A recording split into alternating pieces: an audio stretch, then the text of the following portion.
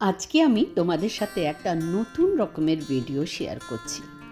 মায়ের হাতের রান্না, আর সেটাও কুমড়ো ভাজা। বাঙালিদের খুবই প্রিয় একটা খাবার।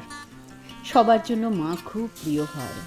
মা অসাধারণ, একেবারেই আলাদা একটা মানুষ হয়। তাই মায়ের হাতের রান্না খেতে সবাই খুব ভালোবাসে, আমিও তাই। আমার কাছে মা যখন ছিল, মায়ের একটু ডিমেনশিয়ার প্রবলেম হচ্ছিল, সেটা আমরা বুঝতে পারি। তাই মাকে দিয়ে একটু রান্না বান্নার দিকে এঙ্গেজ রাখতাম।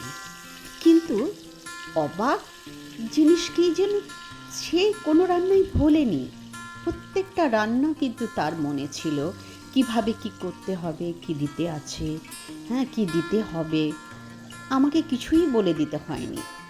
সুন্দর সে দেখলাম কুমড়োটাকে পিস পিস করে কাটলো, তারপরে সেটাতে নুন হলুদ একটু লঙ্কা পাউডার মিশিয়ে বেশ 10-15 মিনিট রেখে দিয়ে তারপরে কড়াইতে তেল গরম করে একটা একটা কুমড়ো পিসগুলোকে তেলে ছেড়ে দিল। আমি একটু সাবধান রাখার জন্য উনুনে আর তাকে করতে দিইনি, গ্যাসের উনুনে। আমি একটা ইন্ডাকশন ওভেনে আমার ডাইনিং টেবিলে মাকে রান্নাটা করতে দিলাম। তাহলে আমরাও একটু নিশ্চিন্ত ছিলাম, আর আমরা ওয়াচ করছিলাম মাকে। তো দেখলাম বেশ মনোযোগ দিয়ে মা রান্নাটা করছে, অন্য কোনো দিকে তার মন নেই। যা হয়, মায়েরা তো রান্না করতে ভীষণ ভালোবাসে না, সবারই মায়েরা তাই হয়, আমারও মা তাই, কিছু ভিন্ন নয়। তাই দেখছো না তোমরা কি সুন্দর একটা একটা করে কুমড়োটাকে ভাজতো, আবার দেখছেও সেটা ঠিকমতো ভাজা হলো কি না।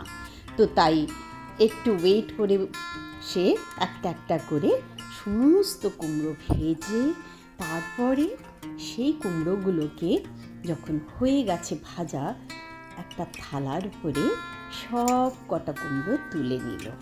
আমাদের কিচ্ছু হেল্প করতে হয়নি, সে নিজেই করলো। আমি দেখে এত খুশি হলাম যে না, মায়ের সব কিছু জিনিস মনে না থাকলেও রান্নাটা মা ঠিক মনে রেখেছে। তাই রান্নাতে মা ভীষণ মনোযোগ দিয়ে রান্নাটা করলো। দেখো কি সুন্দর কুমড়ো ভাজা হয়েছে। তোমাদের নিশ্চয়ই ভালো লাগলো, আর সাবস্ক্রাইব